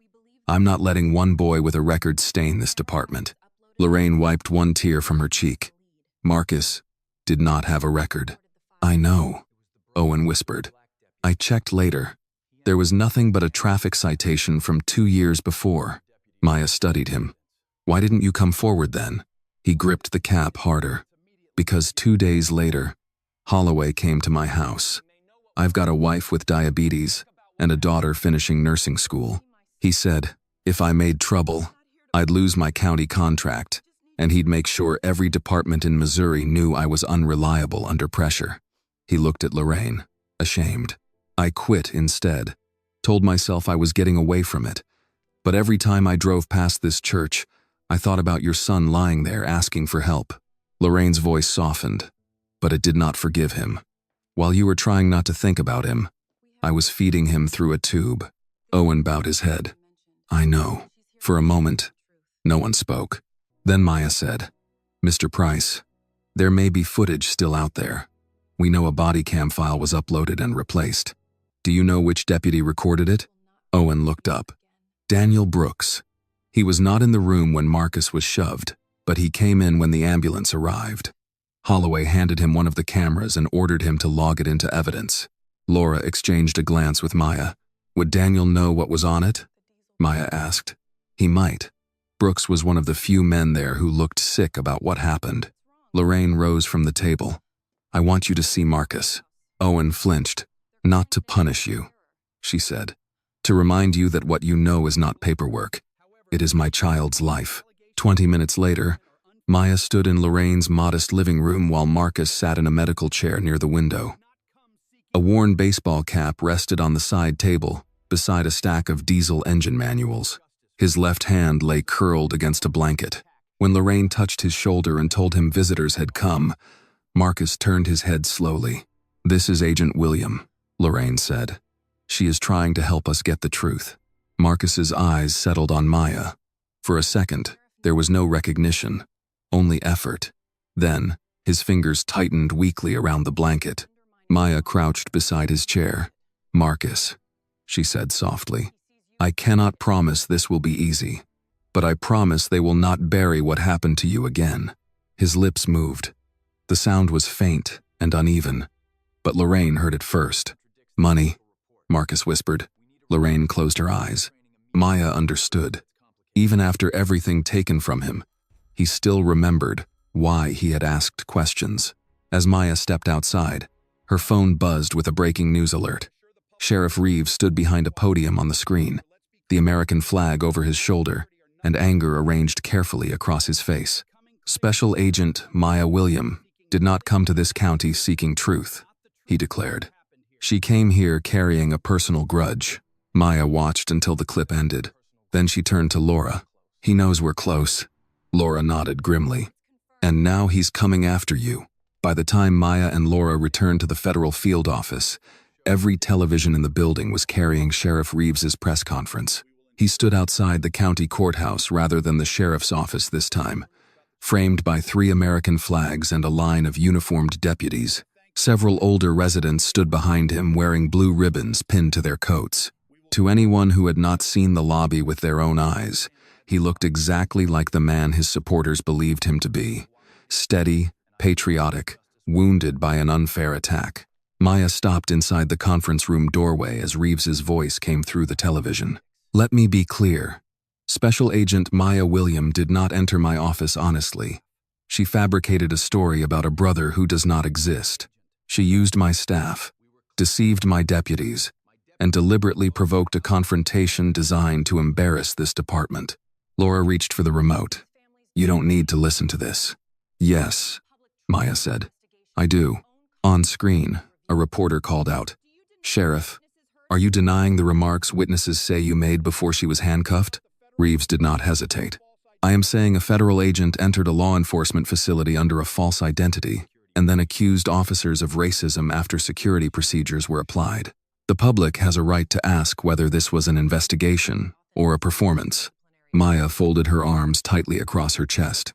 Another reporter lifted a folder. Your office has released information suggesting Agent William was previously disciplined in another civil rights case. Can you comment? Laura cursed under her breath. Reeves's expression became solemn. I do not take pleasure in discussing any agent's record, but when someone attacks the integrity of this department, Her own history becomes relevant. My understanding is that Agent William has faced questions before about letting personal beliefs interfere with professional judgment. That is a lie, Maya said. Laura looked at her. Not entirely. That is what makes it dangerous. 2 years earlier, Maya had investigated a small-town police chief accused of threatening a black veteran during an eviction dispute. A supervisor had questioned one interview procedure, then cleared her completely after review. There had been no discipline, no finding of bias, no mark against her record. But Reeves did not need the whole truth. He only needed a fragment he could twist until it looked like motive. On television, Reeves continued, "This county knows me. I have stood with families after break-ins. I have attended funerals. I have helped children whose fathers were taken by drugs and violence. I will not allow one federal agent with a personal agenda to call every difficult police interaction racism." A man at the back of the press gathering began applauding. Several others followed. Maya looked away from the screen for the first time. Laura turned off the television. The silence afterward felt worse than Reeves's voice. "He is not defending his conduct," Maya said. "He is making the county choose between the man they know and the woman they saw in one video clip. That was always going to be his strategy. He called my cover complaint a lie. It was an authorized investigative technique. Not to Lorraine, it wasn't." Maya turned toward her. "Marcus is real. What happened to him is real. But now Reeves gets to say, I borrowed that family's pain to trap him." Laura's expression softened. "Maya, you did not create his prejudice. You exposed it." Before Maya could answer, the conference room door opened. Helen Crawford entered, carrying a thin folder. Her face told Maya the news before she spoke. "What happened?" Maya asked. Helen placed the folder on the table. Reeves's attorney contacted the state oversight office. They are alleging entrapment, investigative misconduct, and improper witness influence. Laura let out a humorless laugh. He fires a cooperating records clerk, pressures a deputy to lie, and somehow we are the ones influencing witnesses. "I know," Helen said, "but allegations are enough to create a procedural problem." Maya remained standing. "What kind of problem?" Helen took a breath. "Effective immediately. You cannot initiate direct contact with potential county witnesses. No unsupervised meetings. No informal calls. Laura or another assigned investigator must be present for every interaction." Maya stared at her. "He attacks me publicly, and I am the one removed from the field? You are not removed from the case. That is exactly what this is. It is protection," Helen said firmly. "Protection for you and for the evidence. If Reeves's defense team convinces a judge that witnesses were shaped by an agent he claims had personal motives, we could lose testimony that matters." Maya paced toward the window. Outside, the afternoon sky had darkened over the courthouse parking lot. People moved between cars with coats buttoned against the wind, carrying groceries, folders, paper coffee cups. Ordinary lives. Ordinary people who would never have lawyers in the room when someone in uniform decided not to believe them. "Emily lost her job," Maya said. "Lorraine has waited 8 months while her son sits in a medical chair trying to remember the life he was supposed to have. Owen Price spent 8 months terrified. And now I am supposed to sit here because Reeves stood beside some flags and called me angry?" Helen's voice dropped. "You are angry." Maya turned sharply. "You should be," Helen continued. "Any decent person would be. But Reeves knows exactly how to use anger from a black woman against her. He wants you to move 1 inch outside procedure so he can point at you and make everything he did disappear behind your reaction." Maya did not answer. Laura slid the folder from Helen's hand and skimmed the complaint. "We can beat this, but only if we do it cleanly." Maya glanced at Marcus's photograph on the table. She had brought it back from Lorraine's house without realizing she was still holding it.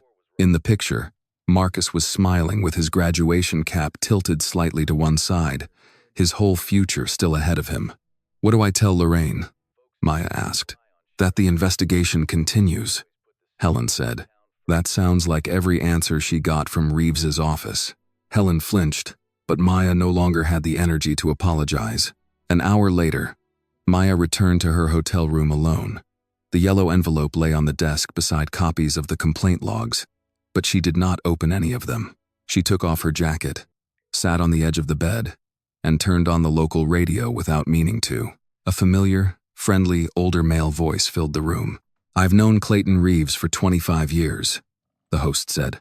"He was there when my wife's store was robbed. He sends flowers when a deputy loses a parent. People around here know his heart. So before we let federal outsiders tear down a good man, maybe we ought to ask why this agent walked into his office wearing a disguise in the first place." Maya turned the radio off. For the first time since the cuffs had closed around her wrists, she wondered whether Reeves would succeed. Not because he was innocent, because he was familiar. People trusted the man who shook their hands at church breakfasts far more easily than they trusted a young black woman who arrived carrying accusations. Her phone showed 2 missed calls from Lorraine. Maya could not bring herself to call back. Not yet.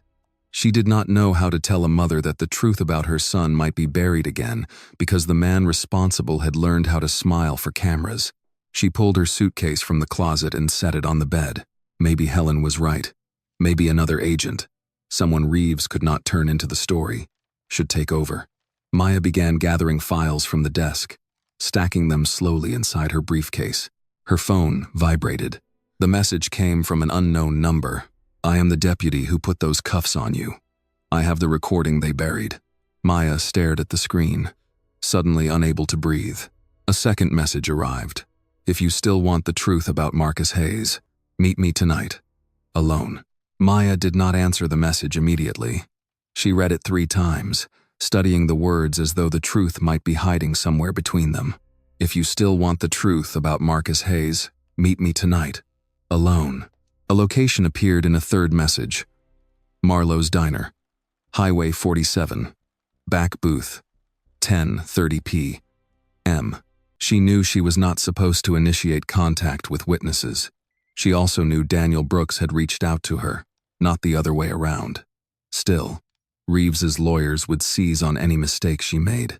Maya took a screenshot of the messages and forwarded them to Laura Bennett with one line. "He contacted me. I am going. Advise without compromising him." Laura called less than a minute later. "You cannot interview him alone. I can listen if he walks in and speaks to me voluntarily. Maya, if I show up with federal attorneys, he may turn around before reaching the door. He is frightened, Laura. Reeves has probably spent the last 48 hours making sure of that." Laura was quiet for a moment. "Keep your phone on. Do not ask leading questions. Do not accept original evidence without documenting the transfer. I'll be nearby if he agrees to counsel." "Understood." "And Maya?" "Yes?" "Do not let wanting this badly make you careless." Maya looked at her half-packed suitcase. "Wanting it badly is the reason I almost walked away." Rain had begun falling by the time she reached Marlowe's Diner. The neon sign flickered red above the entrance, reflecting in puddles across the parking lot. Inside, 2 truckers ate pie at the counter, while an older waitress refilled coffee without needing to be asked. A small radio near the kitchen played a late-night talk show, the host discussing Friday's ceremony honoring Sheriff Clayton Reeves for 30 years of service. Maya took the last booth, where she could see both the door and the windows. She ordered coffee and left it untouched. At 10:38, Daniel Brooks entered wearing a dark rain jacket over plain clothes. He looked older than he had in the lobby, his shoulders bent beneath a weight no uniform could hide. He paused when he saw Maya, then crossed the diner and slid into the opposite side of the booth. "Thank you for coming," he said. "You asked me to." He nodded, staring at the sugar packets stacked beside the napkin dispenser. "I did." The waitress appeared. "Coffee, hun?" Daniel managed a weak smile. "Yes, ma'am." Black. When she left, he placed both hands flat on the table. "I have been trying to convince myself that what I did in that lobby was one bad moment," he said. "One order I should have questioned harder. Then I saw Emily walk out, carrying that box." Maya did not interrupt. "I knew why they fired her," Daniel continued. "Same reason Reeves put a report in front of me and told me to sign it. He needs everyone who saw the truth to become part of the lie." "What did the report say?" "That you were aggressive, that you tried to force your way beyond the counter, that I feared for staff safety." He shook his head. Every word of it was false. Did you sign it? No. Daniel's voice dropped. Not yet. He gave me until the end of my shift. Then, he reminded me, my wife has cancer. Maya's expression softened despite herself. Carmen is doing chemotherapy, he said. Our insurance pays for the drugs keeping her alive. Reeves knows that. He sat behind that desk and made sure I understood exactly what telling the truth could cost us. I'm sorry. Daniel looked up sharply. Don't be. My wife is the one who finally told me what I needed to hear.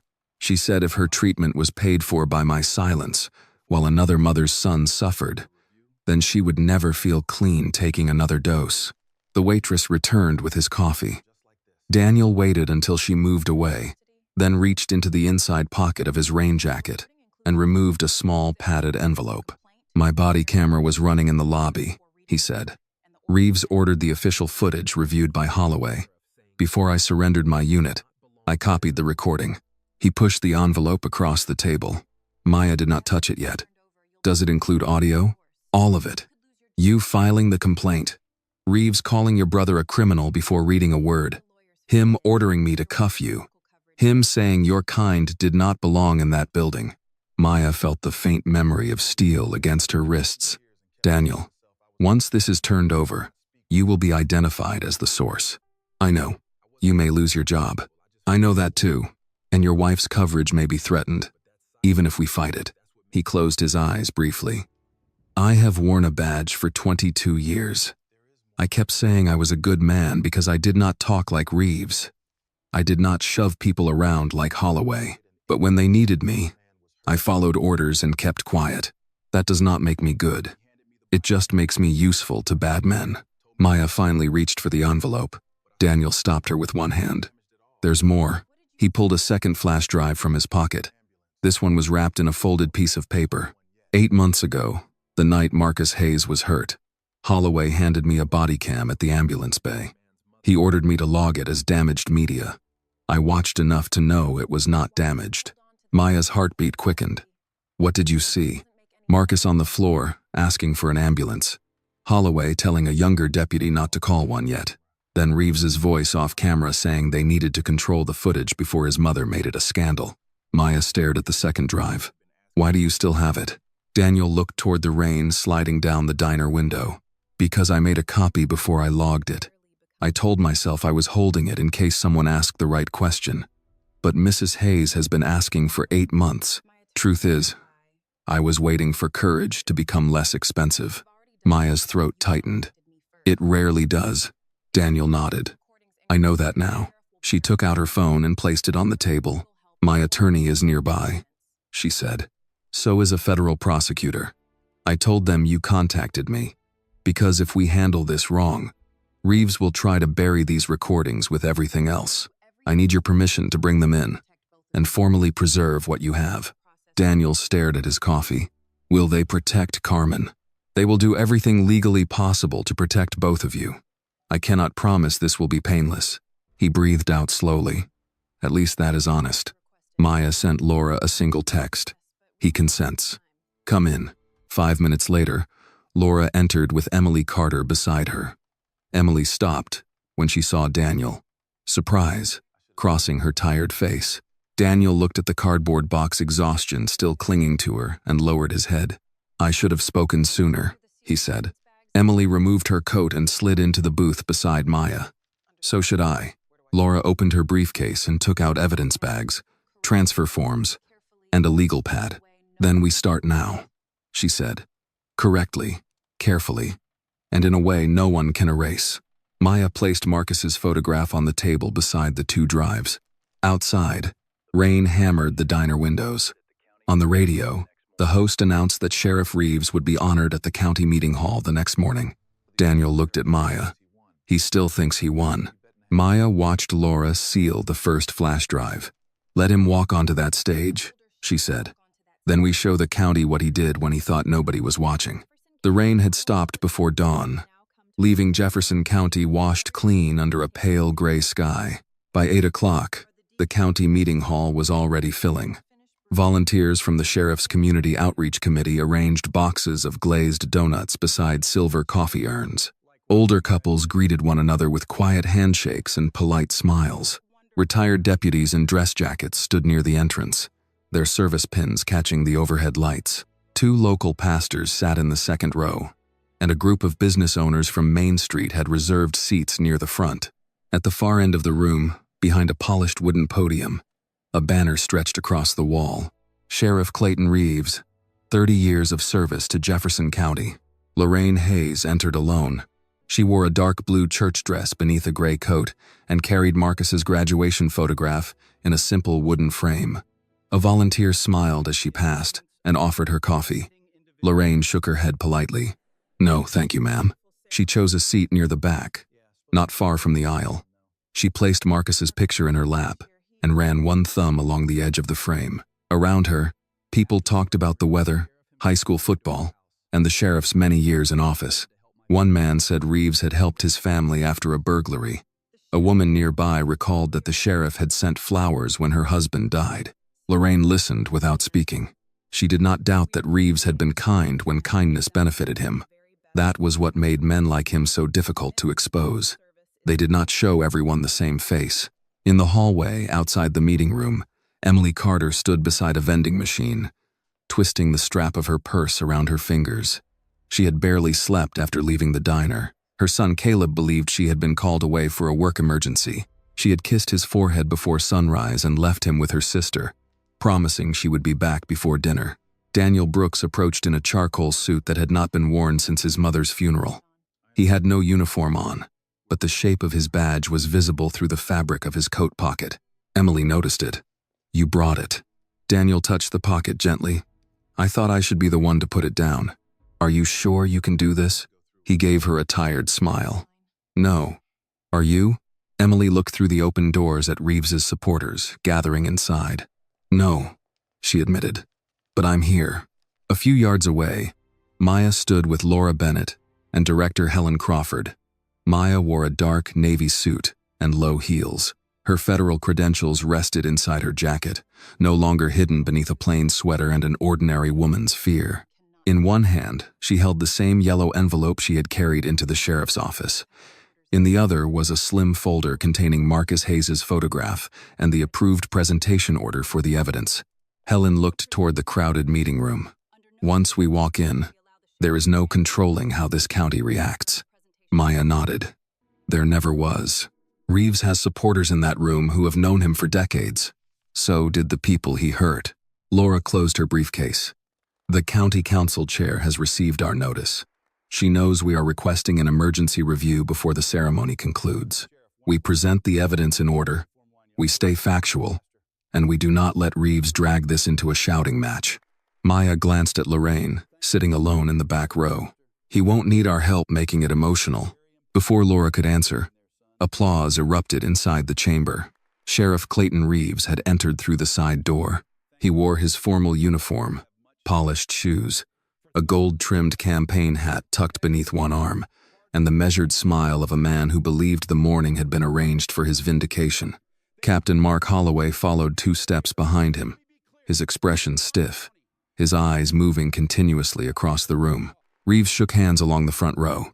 He embraced one retired deputy, thanked a pastor for coming, and bent down to speak gently to a little boy holding a miniature American flag.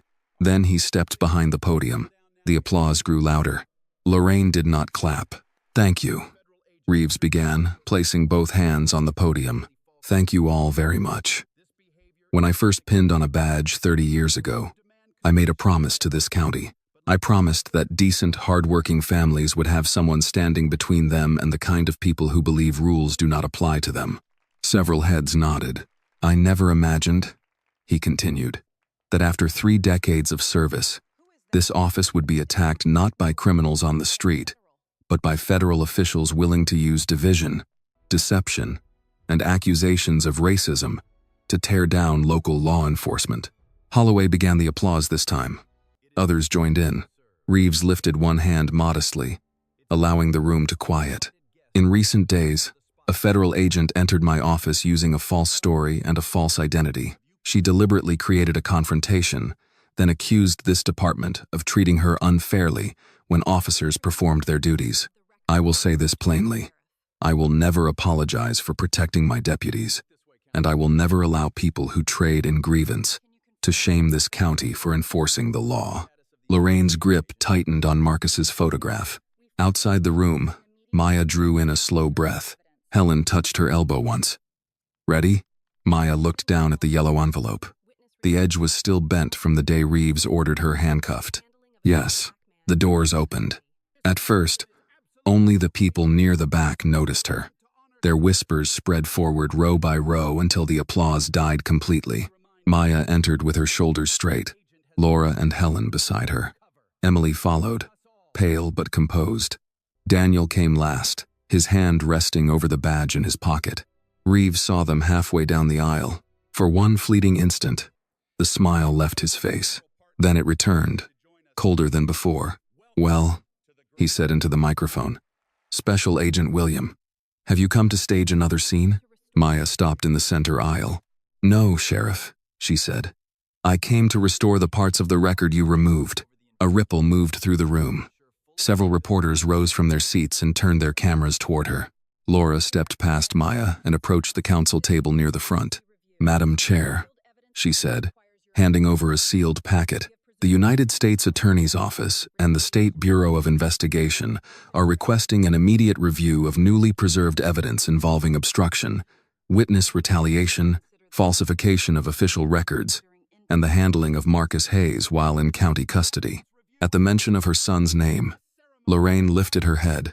Reeves gripped the sides of the podium. This is outrageous.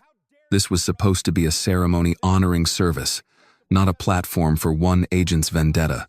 Maya kept walking until she reached the front row. Reeves pointed at her.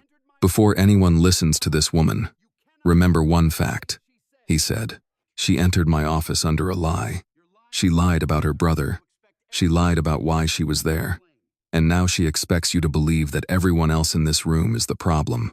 All eyes turned to Maya. She placed the yellow envelope on the evidence table and looked directly at Reeves. Then let them see what happened, she said. Not your edited version. All of it. For a moment, Sheriff Reeves said nothing. The yellow envelope sat on the evidence table between Maya and the council members, its bent corner facing the room like a quiet witness. Reporters shifted closer to the aisle. A television camera turned away from the banner honoring Reeves and focused on Maya instead. Madam Chair Elaine Porter, a woman in her 60s with close-cropped silver hair and reading glasses resting low on her nose, opened the sealed packet Laura had given her. Her face tightened as she read the first page. Sheriff Reeves, she said, this council will hear the evidence before proceeding with any ceremonial business. Reeves gave an incredulous laugh. Chairwoman Porter, you cannot be serious.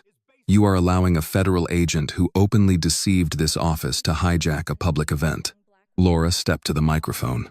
Agent Williams' cover identity was authorized during a civil rights inquiry. Sheriff Reeves's conduct was not authorized by anyone. That woman walked into my building with a made-up brother and a rehearsed accusation. Reeves snapped. She wanted a reaction. Maya finally moved toward the microphone. I wanted to know what would happen when a black woman came to your office carrying a complaint, she said. You gave me an answer before you ever opened the envelope. Reeves pointed at her. There. You hear that? She admits it was a setup. Madam Chair Porter struck her gavel once. Sheriff, you will have an opportunity to respond. Agent William, proceed. Laura nodded to a technician seated beside the council's display screen. The room darkened slightly as the large monitor behind the podium came to life. Reeves turned toward Holloway. The captain stood near the side wall, rigid and silent, but the color had begun draining from his face. The video opened from Daniel Brooks's body camera. The angle was slightly lower than the lobby security feed, close enough to capture the movement of hands, the turn of heads, the tension gathering around the reception desk. On screen, Maya stood in her plain jacket with the yellow envelope in her hand. Her recorded voice came through the speakers, clear and steady. I'm here to file a complaint. Your deputies stopped my brother, pulled him out of his car, and took $2,800 without giving him a proper receipt. The room remained still. Then Reeves appeared in the frame. Keep her out of my office, his recorded voice said. I don't want her stink in there. A woman in the audience gasped. Someone near the rear whispered, "Oh my God." Reeves took a step toward the council table. "That clip has been manipulated." Laura did not even look at him. It was copied directly from Deputy Brooks's department-issued body camera and authenticated last night. The video continued. The room heard Reeves dismiss Maya's complaint before reading it. They heard him suggest her brother must have been guilty because he had cash in his car. Then his voice filled the chamber again, louder and uglier than before. "Half the inmates in this county jail are black. That's not because my deputies are asking questions. It's because some people spend their whole lives breaking rules, then crying racism when consequences finally show up." The applause Reeves had received less than 15 minutes earlier seemed to belong to another lifetime. One of the pastors in the second row lowered his head. The little boy who had been given an American flag by Reeves looked up at his mother, confused by the sudden silence. The body cam showed Maya facing the sheriff. "You haven't read my complaint. You haven't asked my brother's name. You looked at me and decided he must be guilty." Reeves's answer played before everyone who had come to celebrate him. "I saw exactly what I needed to see." Madam Chair Porter slowly removed her glasses. The footage moved forward. Reeves ordered Daniel to arrest Maya. Daniel questioned the charge. Emily tried to intervene. Reeves threatened her job. Finally, Maya held out her hands. "I'm not resisting," she said on the screen. "But you know this is wrong." Daniel's hands appeared in the frame, fastening the first cuff. Then Reeves's voice came again. "Maybe a few hours in a cell will teach you some respect." A quiet sob escaped from somewhere near the aisle. Maya remained standing beside Laura, her face composed, but she could feel that old pressure return around her wrists. For everyone else, the video was new evidence. For her, it was the sound of humiliation, happening all over again. The recording reached its final seconds. Helen Crawford rushed into the lobby and shouted for Daniel to release Maya. Reeves's face appeared in the corner of the frame, shocked for only a moment before he began claiming it had all been a misunderstanding. The screen went dark. Nobody moved. Reeves grabbed the microphone at the podium. "You have just watched an undercover agent provoke a situation while concealing her identity. I was responsible for the security of that building. I made a judgment call." Maya turned toward him. "No," she said. "You made a confession." His eyes narrowed. "Watch yourself. You were not afraid of me. You were offended by me. I came to a public counter carrying paperwork, and you decided I smelled, that my family was criminal, and that my request for accountability was a threat. I did not know who you were. That is the point." Her voice did not rise, but it reached every corner of the room. "You did not know I was federal law enforcement. You thought I was an ordinary black woman with no power in your building. You thought no one important would come through those doors for me." Lorraine held Marcus's photograph against her chest. Maya glanced toward her, then returned her eyes to Reeves. "I do not have to be a federal agent to deserve being treated like a human being." The room stayed silent for half a breath. Then the elderly veteran who had witnessed the arrest in the lobby stood from the third row. He removed his cap and faced the council. "I was there," he said. "That video is exactly what happened." Another voice came from behind him. "I was there too." The mother who had been waiting with her teenage son rose slowly. "That young woman never threatened anyone." Sheriff Reeves did all the shouting. Reeves looked around the chamber, as though the familiar faces had betrayed him by remembering. "This is theater," he said. "This has nothing to do with how my office serves this county." Laura picked up the next folder. "The lobby video shows how your office treated Agent William in public," she said. "Now this council will hear what happened to citizens when there were no reporters in the room." At the end of the front row, Emily Carter stood. Her hands trembled as she gathered her files, but when she began walking toward the microphone, she did not look away from Reeves. Emily Carter placed her files on the table beside the microphone. For a moment, she struggled to slide the first page from the folder because her fingers would not stop shaking. Madam Chair Porter leaned forward. "Miss Carter, please state your name and your position for the record." "My name is Emily Carter. Until yesterday, I worked in complaint intake and electronic records for the Jefferson County Sheriff's Office." "Until yesterday?" Porter asked. Emily looked directly at Sheriff Reeves.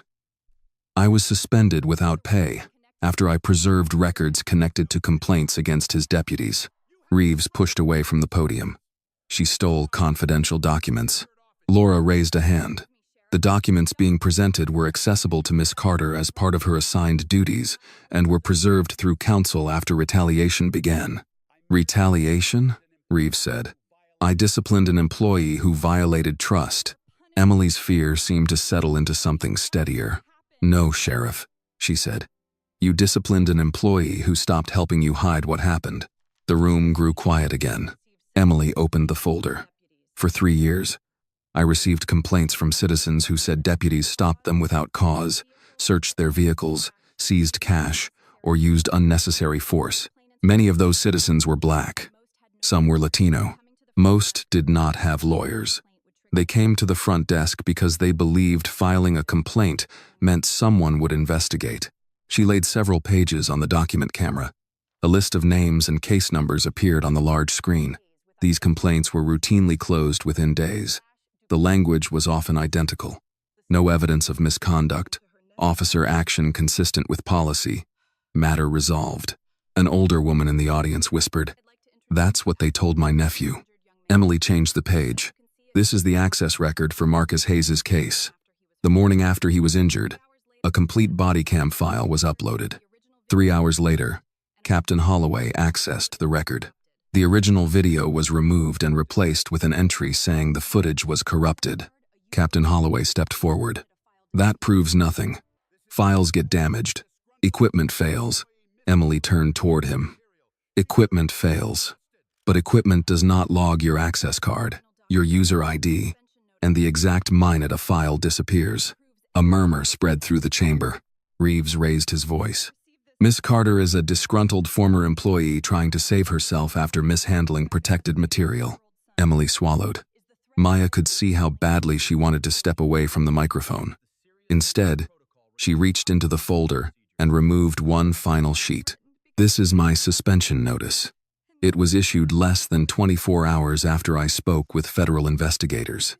Captain Holloway told me I should think about what criminal charges might mean for custody of my 8-year-old son. Madam Chair Porter looked toward Holloway. Captain, is that true? Holloway's expression hardened. I explained the seriousness of improper document handling. Emily's voice broke slightly, but she held her ground. He threatened me because I am a mother, and he knew that was the fastest way to make me afraid. She looked out over the room. I used to tell myself I was only a clerk, that I did not have the power to fix what happened to people who filed complaints. But I had enough power to notice when their names were being erased, and I did nothing for too long. She turned back to Reeves. I did not steal your records, Sheriff. I saved the people you were trying to erase from them. A woman near the rear began to clap once, then stopped, perhaps unsure whether applause belonged in a room filled with so much hurt. Emily gathered her pages and walked away from the microphone. As she passed Maya, Maya touched her arm lightly. You did well, Maya whispered. Emily blinked back tears. I just wish I had done it sooner. Daniel Brooks rose from his seat. He walked slowly to the microphone, one hand inside the pocket of his suit coat. He looked neither at Maya nor at Reeves until he reached the front of the room. My name is Daniel Brooks, he said. I have served as a deputy in this county for 22 years. Reeves stared at him. Daniel, think very carefully before you embarrass yourself. Daniel finally faced him. I've been thinking carefully for 2 days, Sheriff. That's why I'm standing here. He took the badge from his pocket and placed it on the table beside the microphone. The small metal sound carried through the room. I was the deputy ordered to handcuff Agent William in the lobby. She had not threatened anyone. She had not tried to enter a restricted area.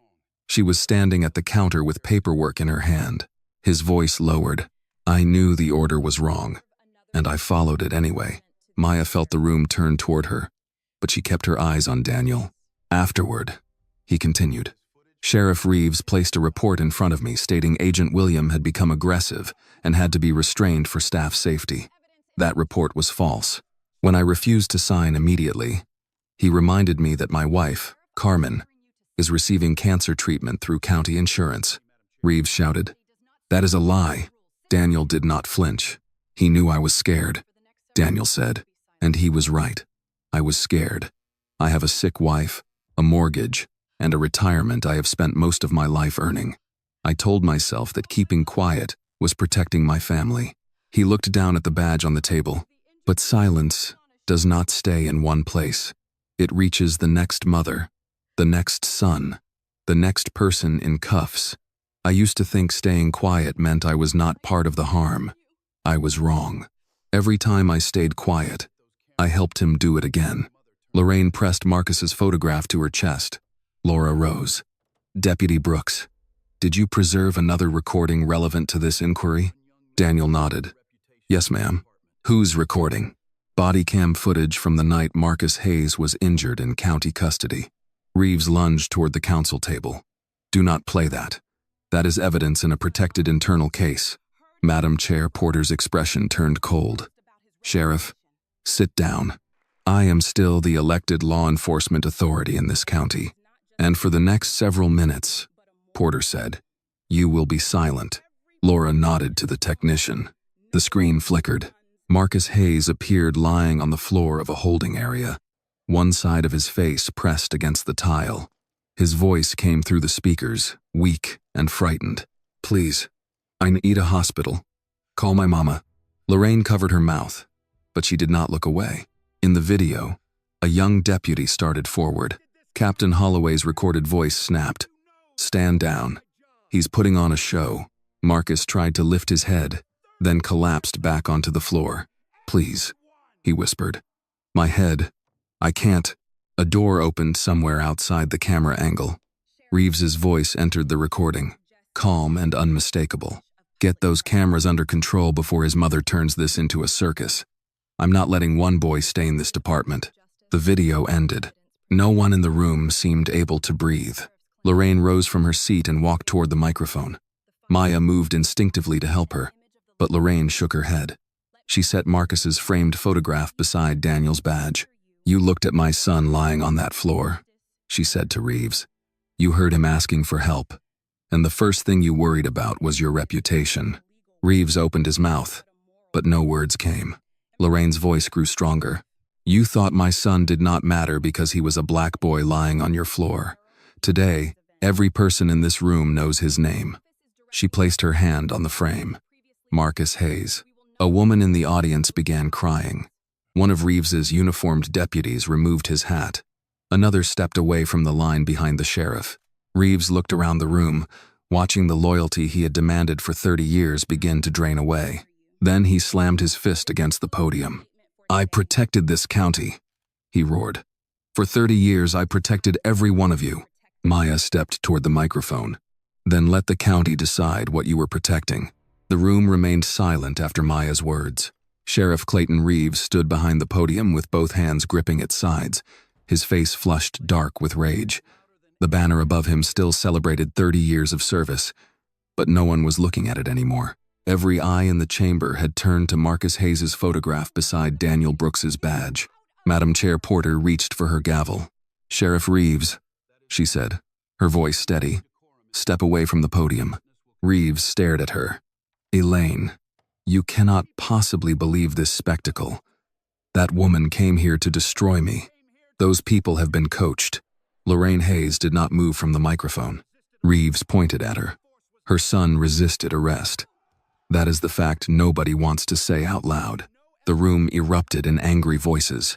Lorraine flinched as though he had struck her, but Maya was already beside her, standing close without taking the moment away from her. Madam Chair Porter struck the gavel hard. Enough. Sheriff Reeves, you will sit down, or you will be removed from this chamber. Removed? Reeves laughed, but there was panic in the sound now. I am the sheriff of this county. Laura Bennett stepped forward with a second sealed document in her hand. For the moment, she said, my office has formally transmitted evidence to the United States Attorney for review of possible civil rights violations, obstruction of justice, witness retaliation, and falsification of official records. Preservation orders have been served for all department body cam archives, complaint files, forfeiture accounts, and executive communications. Captain Holloway took one step backward toward the side exit.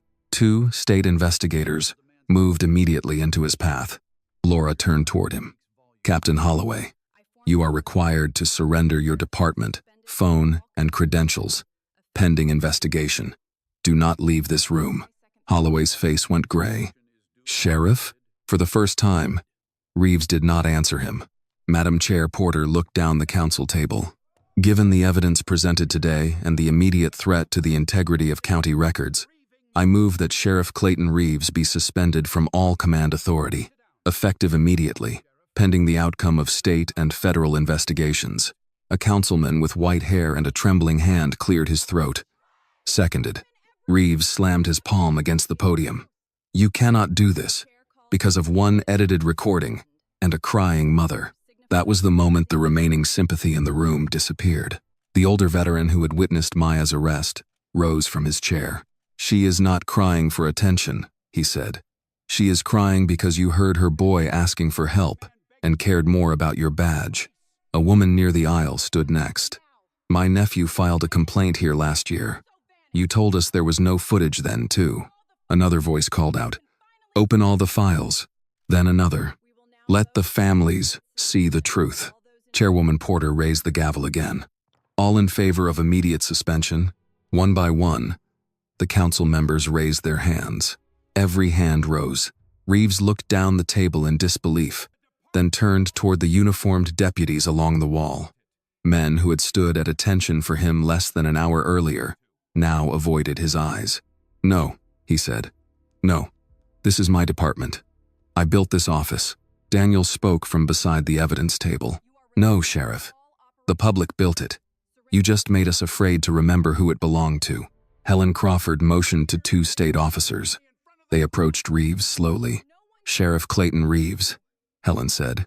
You are relieved of operational authority. Surrender your service weapon and badge. Reeves's hand moved protectively toward the badge pinned above his heart. You think you can strip 30 years from me in front of these people? Maya stood beside Lorraine, her voice calm. No one stripped anything from you. You threw it away every time someone came asking for justice, and you treated them like they were less than human. For several seconds, Reeves remained frozen. Then, with an unsteady hand, he removed his weapon and placed it on the council table. His fingers lingered at his badge before tearing it free from his uniform. The badge struck the tabletop with a small metallic sound. It was quieter than the handcuffs closing around Maya's wrists had been. Somehow, it carried farther. As the state officers escorted Reeves away, he stopped in front of Maya. You think this is justice? He demanded. A ruined career? A public hanging because I refused to apologize for keeping order? Maya held his stare. No one destroyed your career, Sheriff. The truth only showed people what you did when you believed no one powerful was watching. He shook his head bitterly. This county will regret losing me. Maya looked toward Marcus's photograph. Justice does not end with your badge coming off, she said. It begins with every person your office refused to hear. Reeves was led from the chamber without applause, without supporters reaching for his hand, and without the dignity he had denied so many others. 6 months later, spring sunlight poured through the front windows of the Jefferson County Sheriff's Office.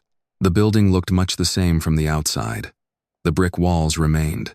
The flag still moved in the breeze above the entrance. Inside, however, the large framed portrait of Clayton Reeves had been removed from the lobby. His criminal case was still moving through federal court. Captain Holloway had been indicted for evidence tampering and obstruction. The county had reopened dozens of complaints, and families whose money had been taken without charges were beginning to receive restitution.